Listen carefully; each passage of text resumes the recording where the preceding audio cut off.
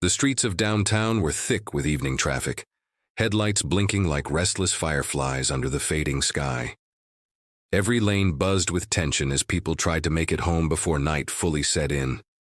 Inside a glossy black SUV parked near the corner, Marcus Lane tapped his fingers against the leather steering wheel, half listening to the radio static while his dashboard lit up with unread messages. Emails from clients, pings from his assistant, and endless app notifications stacked up on his screen like a wall he didn't want to climb. Another alert, another deadline, another meeting he wasn't emotionally present for.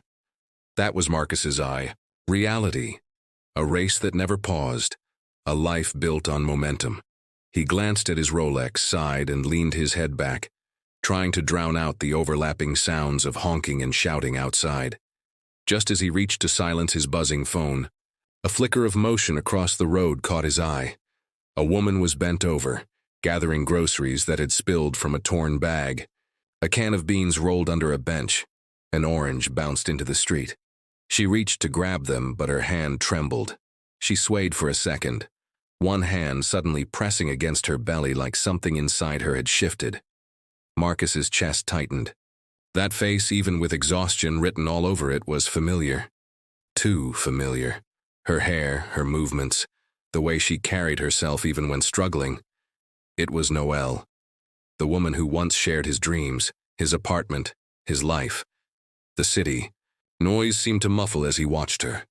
Months had passed since they'd last crossed paths, and she looked like a shadow of who she used to be. Her body had changed. She was clearly pregnant now, but it wasn't just that. The spark in her eyes, the fire that used to light up a room when she walked in, had dimmed. He couldn't look away. Marcus Lane was the kind of man people admired, a self-made mogul with properties, investments, and accolades that filled entire shelves. Every magazine praised his tenacity. He was the golden boy of the finance world, but behind the curtain of success was a silence that greeted him at the end of each day. His penthouse was spotless, his schedule full, but his world had been hollow. For years, he'd built a reputation of being unstoppable, a master negotiator, the guy who could flip a boardroom with a single phrase. But no one talked about the late nights he spent pacing an oversized living room, or the untouched meals delivered by staff who barely made eye contact. No one saw the spaces he never used, guest rooms with covered furniture, a dining table that hadn't seen two place settings in years. No one saw the ghost of a smile he used to have, or heard the memory of laughter that once filled those walls. Because once, there was someone beside him. Noelle had been there from day one, back when they were broke and hungry, but invincible. They lived in a studio apartment above a noisy pizza place. The floors creaked, and the heater was moody in winter. Sometimes they couldn't afford more than instant noodles, but it had never mattered. They had each other. She'd sit with him through every failed pitch and every long night of spreadsheet hell, whispering the same thing every time. "You're going to make it. I know you will." Her belief in him was relentless, a light that stayed on even when his own flickered. She was there when no one else was. When Marcus felt like giving up, she'd pull him back up with nothing but faith and a tired smile. When he finally landed his first big investor, they celebrated with cheap wine and leftover tacos. It wasn't glamorous, but it had meant everything. One moment stood out more than the rest. It was late, and he had just come back from a disastrous investor meeting. His jaw was tight, shoulders weighed down with disappointment. "It's done. Noelle," he'd muttered, collapsing onto the couch. "They turned me down again. I'm sick of chasing ghosts." She didn't say anything at first. She just sat beside him, peeled his hands away from his face and held them in hers. "You're allowed to fall apart," she whispered. "Just don't stay there. You'll try again tomorrow. You always do." He remembered how light he felt in that moment. Not because the problem disappeared, but because someone was willing to carry the weight with him. But success came with a cost. The more Marcus rose, the less he was home. At first, the absences were temporary. A few nights here and there. Then entire weekends. He'd kiss her forehead before she fell asleep and promise to make up for it soon. But soon became later, and later turned into never. His calendar filled up, his phone never stopped. Noelle waited and quietly began to disappear. She never complained. Not directly. She just kept setting the table for two and eating alone. She kept reaching for his side of the bed in the mornings only to find it cold. The loneliness crept in slowly, curling around her in the quiet hours, whispering doubts into the corners of her mind. She didn't resent him at first. She knew what he was chasing, the dream they had built together. But dreams evolve. Somewhere along the line, his version stopped including her. He became a fixture in rooms she no longer entered. His world was cocktail parties, executive retreats, and polished smiles. Hers was silent dinners, canceled plans, and unanswered texts. And one night it was too much. They just returned from a networking event. Marcus had been shaking hands, working the room like a seasoned politician, while she lingered near the back, sipping water and trying to blend into the wallpaper. When they got home, she finally said it. "Marcus, do you ever feel like I'm just visiting your life?" He had blinked, confused. "What do you mean?" "I mean..." She hesitated. "I stand beside you, but I'm not with you." "Not really." He brushed it off then, told her it wasn't true, that he needed her. But she didn't argue. She just went to bed without another word. Before we continue the story, if you're new here, please consider subscribing to our channel. It really helps us keep making stories like this. From that night on, she stopped waiting. She skipped the fence. She stopped pretending. And when the silence became unbearable, she packed a bag and walked out. She didn't slam the door. She didn't leave a note. She just left. Now, here she was, a familiar face in a crowd of strangers hunched over on the sidewalk, her groceries spilled again. He watched as she faltered, her legs giving way. She dropped to her knees, her hand still protectively wrapped around, her belly. Marcus's door flew open before he even realized it. The city disappeared. All he could hear was the rush in his ears as he stepped onto the pavement. He couldn't drive away. Not again. Marcus's footsteps hit the pavement with force as he crossed the street, barely noticing the honking behind him. His gaze was locked on Noelle, who was now struggling to stay upright. Her arm wavered mid-air as if trying to catch hold of something that wasn't there. And then, just like that, she collapsed. "Hey!" he called out, but his voice was drowned out by the noise around them. He sprinted the last few steps and caught her just before her head hit the concrete. Her body slumped into his arms, limp and frighteningly light. Her breathing was shallow, her skin clammy. Panic tightened in his chest. "Noelle? Noelle, can you hear me? It's Marcus." Her eyelids fluttered at the sound of his voice, but they didn't open. She let out a soft, almost inaudible murmur. Her hand moved, barely, to her stomach.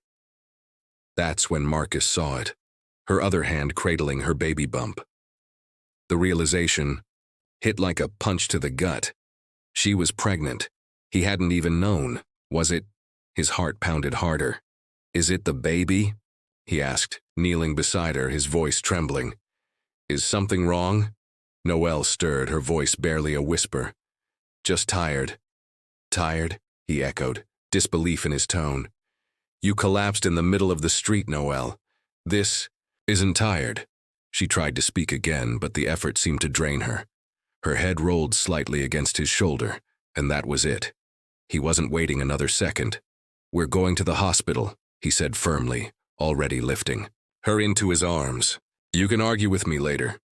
She weakly gripped his sleeve as if to protest, but her fingers soon slipped away. Marcus didn't stop. He moved fast, weaving through passers-by who barely noticed the scene unfolding. His only focus was getting her safe. At the car, he carefully helped her into the passenger seat, making sure she was secure. Her head rested against the window, eyes closed. She looked fragile, not like the Noelle he used to know, the one who tackled life head-on with fire in her voice. This woman was exhausted, faded, a version of her shaped by struggle. Marcus's hands shook slightly as he started the engine. He kept stealing glances at her while navigating traffic, each red light stretching unbearably long. His mind raced. How had it come to this? Why hadn't she told him? Why hadn't he checked in? By the time they reached the hospital entrance, Marcus didn't bother with parking rules. He pulled up close, jumped out, and rushed to her side. "We're here," he said, gently tapping her cheek. "Can you hear me?" She didn't respond. Without hesitation, he scooped her up again and stormed through the hospital's sliding doors. The blast of cold air inside hit him, but he barely noticed. A nurse looked up from the desk, her face shifting instantly from boredom to urgency. "She fainted," Marcus said. "She's pregnant. Please help her." The staff sprang into motion. A wheelchair appeared. They guided him to set her down. "We'll take it from here," one nurse assured him. Marcus hesitated before releasing her hand. Noelle's head lolled to the side as they wheeled her away. He tried to follow, but another nurse stopped him. "Please wait in the lobby. The doctor will update you soon." So he did. Marcus paced the small waiting area, barely aware of the soft background music or the buzz of conversations around him. Every now and then, his eyes shot to the double doors. He expected a doctor, a nurse, anyone. The minutes dragged by. Finally, a man in a white coat stepped into the room. "Mr. Lane?" Marcus stepped forward quickly. "Is she okay? Is the baby—" "She's stable," the doctor interrupted gently. "And the baby is too, but she's severely malnourished and dehydrated. We're starting fluids now. She'll need monitoring and proper rest." Relief hit Marcus so hard he nearly staggered. "Can I see her?" The doctor nodded. "She's resting now. Keep it quiet." Marcus followed him down a corridor lined with softly glowing lights. He stopped at the doorway, taking in the sight. Noelle lay on the hospital bed, pale but peaceful. Her hands rested gently on her stomach, her face calm in a way that twisted Marcus's gut with guilt. He sat beside her, silent, watching her breathe. It reminded him just how long it had been since they'd shared a moment like this. A moment that wasn't loud with blame or silence. Voices floated in from the hallway. He wasn't trying to listen, but a phrase made his stomach turn. "She doesn't have insurance. Her bills have been stacking up. She's been living out of her car." His breath caught. Living in her car. His gaze snapped back to her. She looked so small in that bed. How had things gotten so bad without him knowing? What had she been going through alone? He stood abruptly and took a step closer to her bed. "Why, didn't you tell me?" he whispered, almost to himself. Her eyes fluttered open. She didn't look at him, just turned her head toward the window. "I couldn't," she said quietly. "You couldn't? Noelle, you're pregnant. You're living in your car. Why didn't you call me?" Her hand moved slightly, tightening, over her stomach. "Because I didn't think you'd care." Her words hit like a slap. He opened his mouth but didn't know what to say. She turned toward him now, her expression unreadable. "You weren't really there before," she said. Why would now be different? He wanted to argue, to explain, but she was right. He hadn't been there. "I'm sorry," he whispered, but the words felt too small. Noelle turned back toward the ceiling. "I thought I could rebuild," she murmured, "but everything kept falling apart. I lent money to Mia, my cousin. She lost her job. Then I lost mine.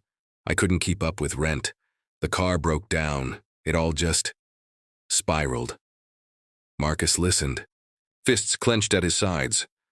"Why didn't you reach out?" She turned to face him, her eyes meeting his this time. "Because I didn't want to be your burden." "You're not a burden," he said, stepping closer. "You don't get to say that now," she replied. "You had your chance."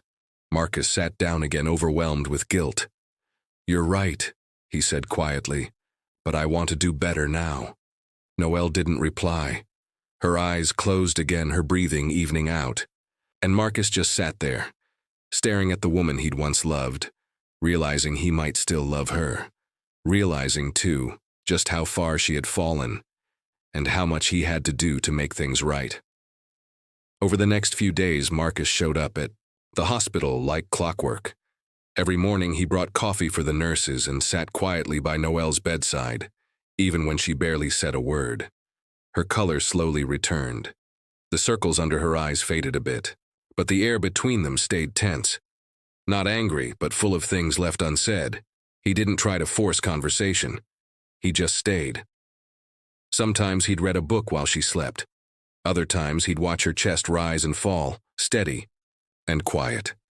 Each breath reminded him how close he'd come to losing her, and not just her, the baby.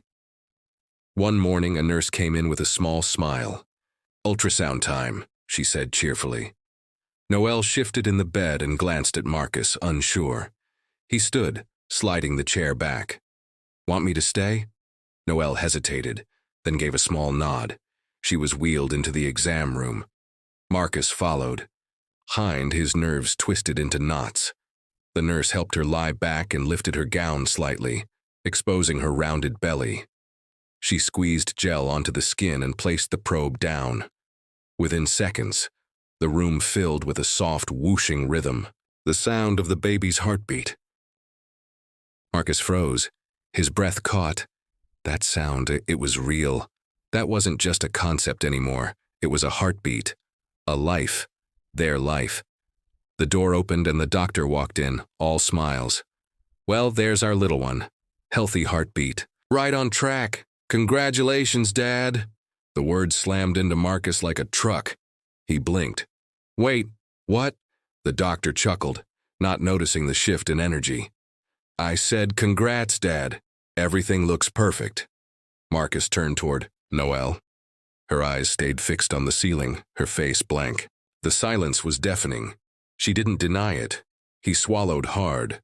"Noelle, is it—" She didn't move, but her eyes flickered, just enough to answer. Marcus's knees felt unsteady.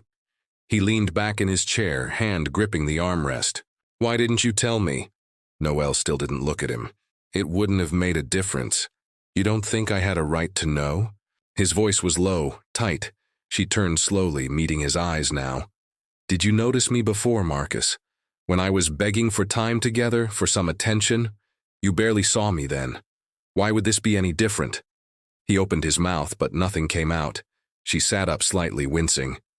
"You weren't there. Not when I needed you, not when things started falling apart. You were too busy."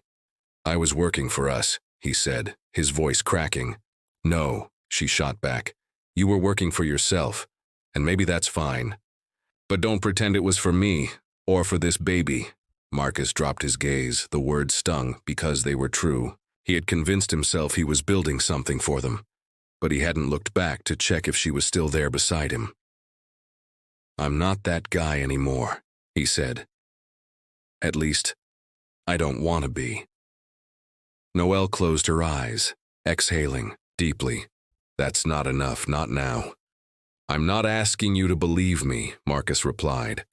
"I'm asking for a chance to show you, for the baby, for you." Her lips trembled slightly. She was exhausted, not just physically, but from carrying the weight of everything alone for so long. Finally, she whispered, "I can't do this alone anymore." "You won't have to," he said, immediately stepping closer. "Whatever you need, I'm in. I mean it, Noelle." She nodded faintly. Not a full yes, but not a no either. That night Marcus didn't sleep. He sat on his balcony overlooking the city he had once been so obsessed with conquering. None of that mattered now. Not the corner office, not the numbers, just her. Just the child growing inside her. The next morning, he began making calls. Lots of them. He contacted his real estate agent. He canceled meetings. He put a pause on 3 investment deals. People around him were stunned. Marcus Lane never slowed down, but now he did. He visited Noelle again that afternoon with a key in hand. "It's an apartment," he said. "1 block from the hospital, quiet, safe." She blinked. "You didn't have to?" "I did," he interrupted. "It's not about fixing everything, it's about giving you space to breathe." Noelle stood in the doorway of the new apartment the next day, her hands resting protectively over her belly. The sun poured into the living room, and for the first time in weeks she looked calm. This is a lot, she said softly. Yeah, Marcus admitted. But you deserve more than just enough to survive. She gave him a faint smile. Thank you. He didn't stop there. He set up automatic payments to cover her medical bills, hired a nutritionist, and even filled the fridge himself. His staff raised eyebrows when he canceled an out-of-state business trip just to take Noelle to a routine prenatal checkup. But he didn't care. The big things helped, sure. But it was the small things that began to matter more, like the night he tried cooking pasta and nearly burned the sauce. The smoke alarm went off. Marcus flailed with a dish towel, swearing under his breath. Noelle stood in the doorway, arms crossed, trying not to laugh. There's this thing called delivery, she teased. I was trying to do something nice, he said, red-faced. Well, maybe next time just stick with salad. They both laughed. And in that moment, the tension between them cracked just a little more. Marcus made a point to be there at every appointment. He asked the doctor questions, took notes, sat through ultrasounds with his eyes wide and awe written across his face. You don't have to come to all of these, Noelle said once, looking at him curiously. Most guys wouldn't. I'm not most guys, he replied, and I missed enough already. She didn't answer, but the look in her eyes said more than words could. Their conversations became easier. The silences didn't stretch so painfully. Sometimes they even joked like they used to. Marcus started showing up not just as the man who once disappeared, but as someone who might finally stay. One evening, after a quiet dinner, takeout.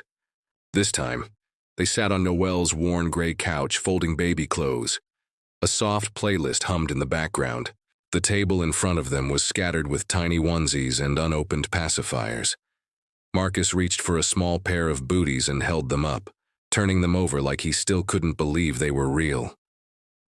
How is it possible these are actual shoes?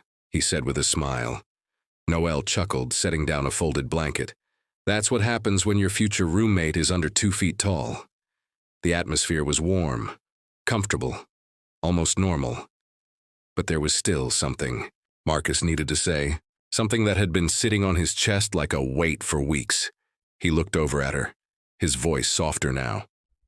Noelle. She glanced up, catching the change in his tone. Yeah? I need to say something, and it's not easy for me. She paused, her hands still resting on a baby onesie.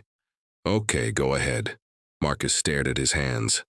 Back then, when I thought success would fix everything, when I chased deals and worked nonstop, I thought I was doing it for us, I really did. Noelle didn't speak. She waited, but I was wrong. I see that now. I didn't need to become someone impressive. I just needed to be there, with you. For you. He looked up. Her eyes were already glistening. I thought if I could just become enough, then all the cracks would disappear, he continued. But all it did was build walls between us. She swallowed hard. Marcus, I never asked for the life you thought I wanted. I just wanted you to try, to show up, that's all. I'm trying now, he said. I know it's late, maybe too late, but I want to earn whatever chance I have left. The silence that followed wasn't heavy. It was healing. A quiet recognition between two people who had walked through their own storms and still found themselves in the same room. Noelle nodded slowly. I know. It wasn't forgiveness. Not yet. But it was a door opening. In the days that followed, they fell into a rhythm neither of them had expected. Mornings with shared coffee. Evenings with late-night Google searches about baby sleep routines. Marcus learned how to assemble a crib. Noelle learned to trust his presence again. Then one night, everything changed. It was just after midnight. Marcus had only just dozed off on his apartment couch when his phone lit up. Noelle's name flashed on the screen. He answered in a heartbeat. Marcus. Her voice cracked. I think it's happening. It's time. His blood ran cold. I'm on my way, he said, already jamming his feet into his sneakers. Don't move. I'll be there in 10. The drive was chaos. Every red light felt like an insult. He gripped the steering wheel so hard his knuckles turned white. By the time he reached her building, His heart was thudding in his throat.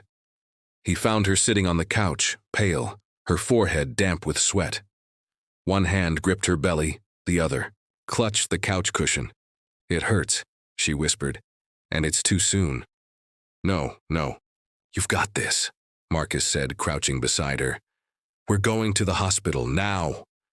He helped her to her feet, one arm firmly wrapped around her back, the other steadying her as she walked. She winced with every step. He opened the passenger door and gently guided her in. At the hospital, nurses met them with urgency. The next few moments moved in a blur. Wheelchairs, forms, IVs. A flurry of voices filled the air. Marcus never left her side. Inside the delivery room, Noelle's hand wrapped around his with crushing strength. Her face twisted in pain. The doctor's voice was calm but firm. "We're moving quickly now. Almost there."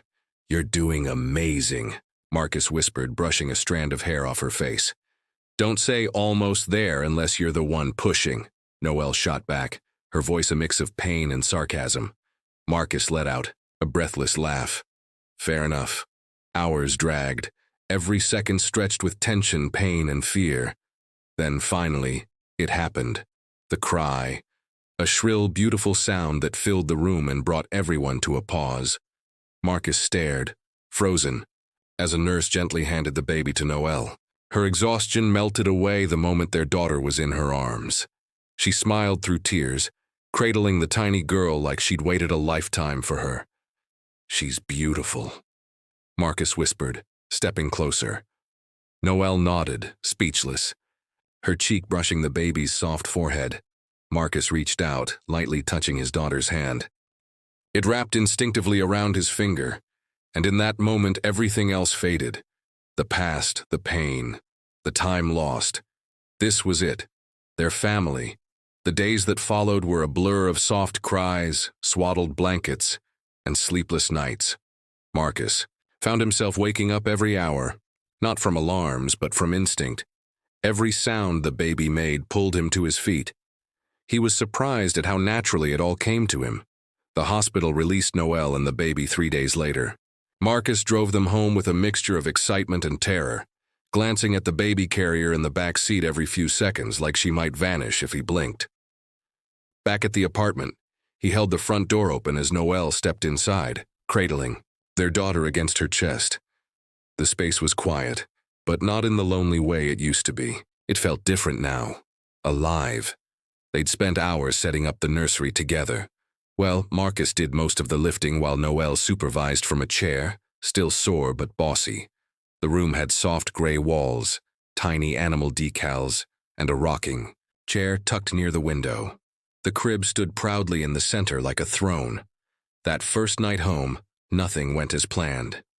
Marcus tried swaddling the baby. The result looked more like a burrito unwrapping itself. He changed a diaper backward. He warmed a bottle too hot and had to cool it under the tap. Noelle, exhausted but amused, sat on the edge of the bed watching him struggle.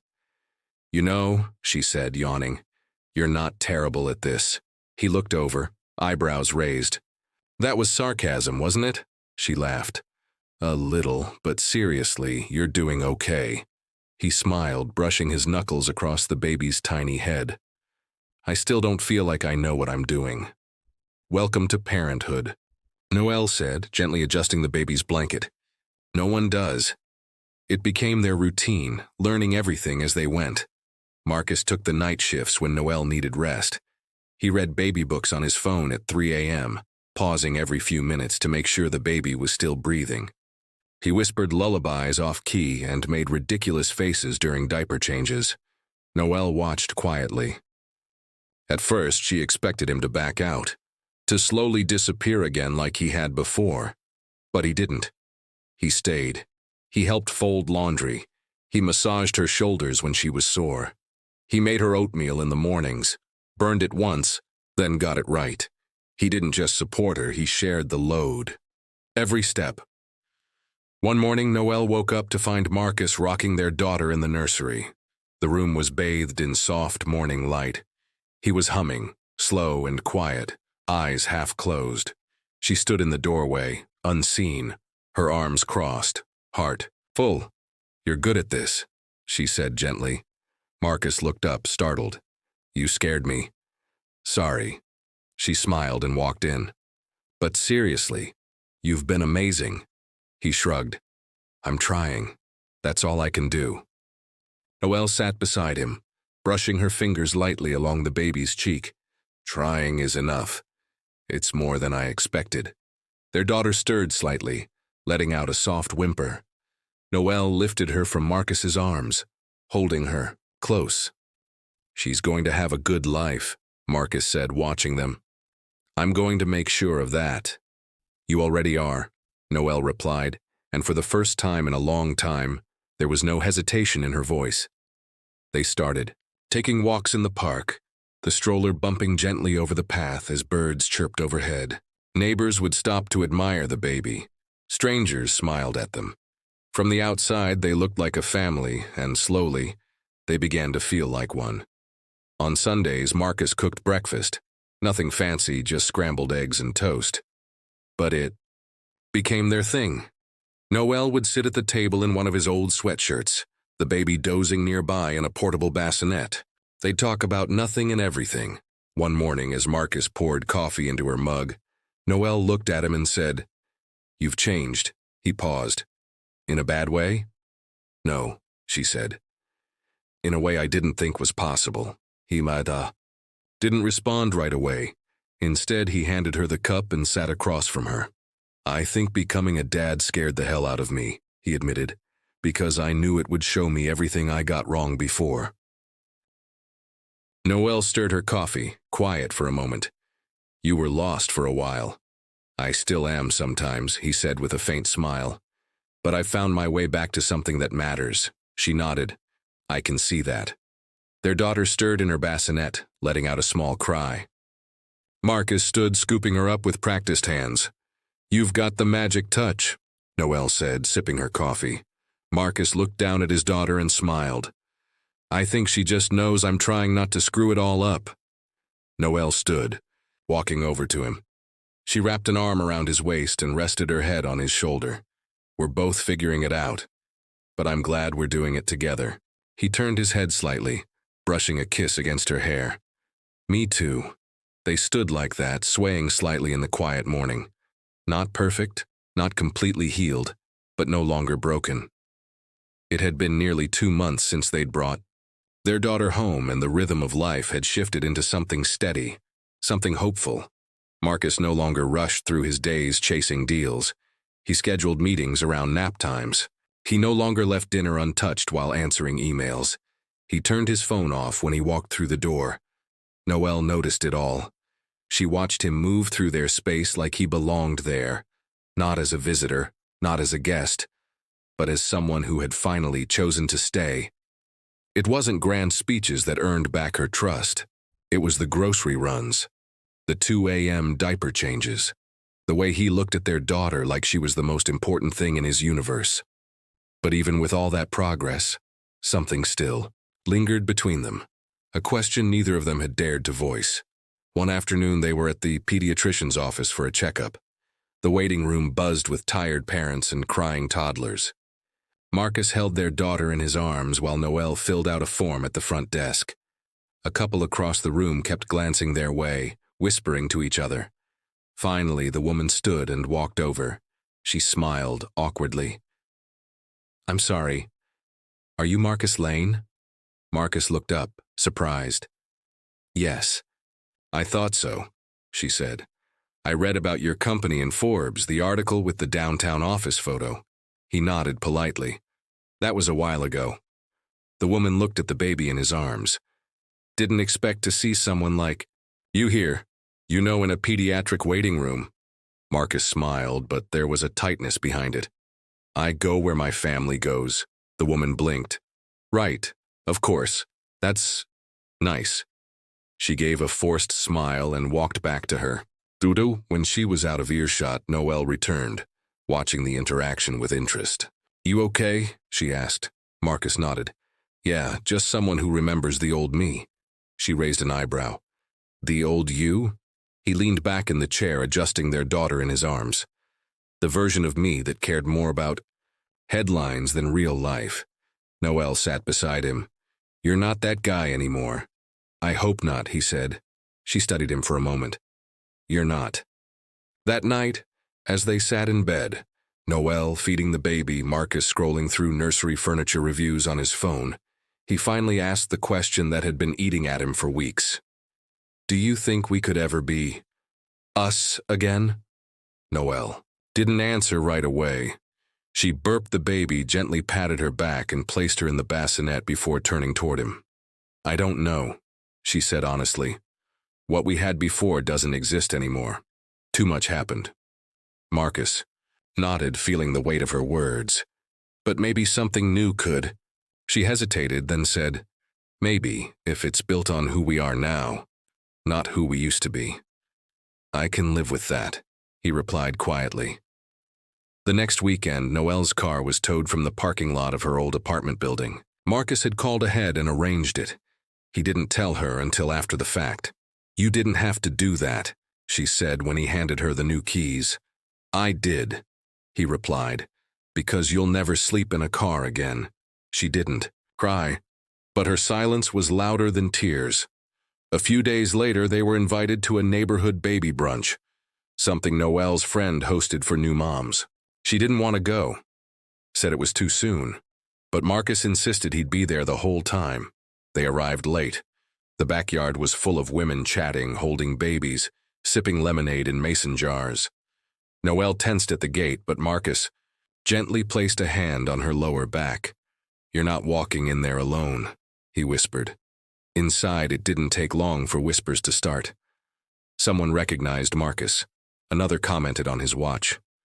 A few guests whispered about Noelle, wondering quietly if she was the same girl from before, the one who used to be invisible beside the millionaire. Marcus noticed it all, when one woman said, a little too loudly, she's lucky he came back for her. Marcus turned around. No, he said firmly, loud enough for everyone nearby to hear. I'm lucky she gave me a second chance. The backyard went quiet for a beat. Then someone nodded. Another smiled. The tone shifted. Noelle's shoulders eased slightly. After the brunch, as they walked back to the car, Noelle glanced at him. You didn't have to say that. I know, he said. But it was true. She paused before getting into the car, then leaned up and kissed his cheek. Thank you. They drove home in silence, but it wasn't awkward. It was peaceful, like something between them had finally begun to settle. Back at the apartment, Marcus picked up their daughter and walked her around the living room, whispering a soft tune while Noelle changed out of her dress. From the hallway, she heard him say, You're going to grow up strong and smart and so loved. Noelle leaned against the doorway, arms folded. She already is. Marcus looked over at her and smiled. That's because of you. She walked to him, laid a hand gently over his on the baby's back and said, It's because of us. A month had passed since that brunch, and the apartment had started to feel like a real home. The nursery no longer smelled like fresh paint. It now carried the soft scent of baby lotion, clean laundry, and formula. The coffee table had baby toys scattered across it, and every room had a burp cloth draped somewhere it shouldn't be. Life was messy, chaotic, and beautifully full. One evening, after a long day of newborn fussiness, Noelle sat on the couch with a warm compress on her back. She looked tired, but content. Marcus was in the kitchen, sleeves rolled up, trying to cook something edible for once. He poked his head out from the kitchen. No smoke alarms yet. I think we're making progress, Noelle smirked. Should I call the fire department now or wait until you plate the food? Marcus chuckled. I'm ignoring that. He returned a few minutes later, holding 2 plates of semi-passable pasta. Ta-da, he announced proudly. She raised an eyebrow. It's not black this time. That's already a win. They ate on the couch, baby monitor glowing softly beside them. It wasn't fancy. It wasn't quiet. But it was real. After dinner, Marcus picked up their daughter, gently rocking her in his arms while pacing the hallway. He whispered to her like he always did, telling her about the stars, about dreams, about second chances. She'll never know the version of me that let you down, he said softly, glancing at Noelle. Noelle watched him, her expression unreadable. Maybe that's a good thing, he nodded. She'll only know the dad who stayed, who showed up. They fell into silence again, but it wasn't awkward. It was the kind of silence that comes when words aren't needed anymore. A week later, Marcus received a call from his office. A new merger proposal. High stakes, high pressure. It would mean travel. Long days. Nights away. Old routines. He sat in his car outside the building for a full hour before calling back. "I'm stepping away for a while," he told his assistant. "I need time for something more important." She was stunned. "You're... what?" "I'm being a dad," he said simply, "and I don't want to miss it." When he returned to the apartment, Noelle was bouncing their daughter in her arms, trying to calm her from another colicky cry. Marcus took her without a word, humming softly as she settled against his chest. "You're late," Noelle said, watching him. "Had to make a choice," he replied, kissing the baby's head. "And I think I finally made the right one." Noelle didn't respond right away. She just stepped closer and wrapped her arms around him from the side, resting her head on his shoulder. They stood like that, holding the child they created, the life they'd rebuilt, not from where they left off, but from something entirely. The next morning, Marcus surprised Noelle with something unexpected. A small envelope with her name written in his handwriting. "What's this?" she asked. "Just open it." Inside was a letter, handwritten, real, vulnerable. It didn't start with an apology. It started with gratitude. "Thank you for not giving up on yourself when I gave up on us. Thank you for carrying our child through the worst days of your life. Thank you for letting me come back. Not because I deserved it, but because you knew our daughter deserved better. I don't just want to rebuild what we had. I want to create something stronger. A life that doesn't run on excuses. A home that doesn't echo with silence. No more next time, no more someday. Just here, now, us. If you'll have."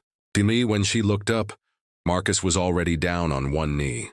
Not with a diamond, but with a tiny silver ring they once bought years ago in a thrift store when they were broke and happy. The same ring she had worn before he lost his way. "No grand gestures," he said. "No promises I can't keep, just this, a fresh start." Noelle stared at him, tears welling up in her eyes.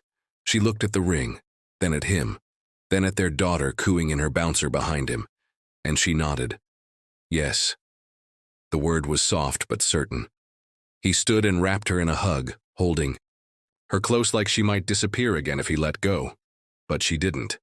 She stayed, and this time so did he. Over the weeks that followed, their lives kept moving forward, slowly, imperfectly, but together. Marcus took joy in the ordinary. Diaper, runs, stroller walks, wiping spit up off his shirts. Noelle laughed more, slept better, smiled wider. One afternoon, they took their daughter to the same park where Marcus had once watched her collapse months earlier. It was warmer now, the grass greener, life fuller. They sat on a bench, baby sleeping in a carrier between them. "You ever think about how close we came to missing all this?" Marcus asked. Noelle nodded. "Every day. And if you had said no." "But I didn't," she interrupted. "Because you showed me you meant it." Marcus turned to her. "You saved me. You really did." "No," Noelle said, looking at their daughter, then back at him. "We saved each other." And in that quiet moment under the golden afternoon sun, Marcus finally understood something he had chased for years, but never found in boardrooms or bank accounts. He was home. If you enjoyed this story, please subscribe to our channel and let us know your favorite moment in the comments.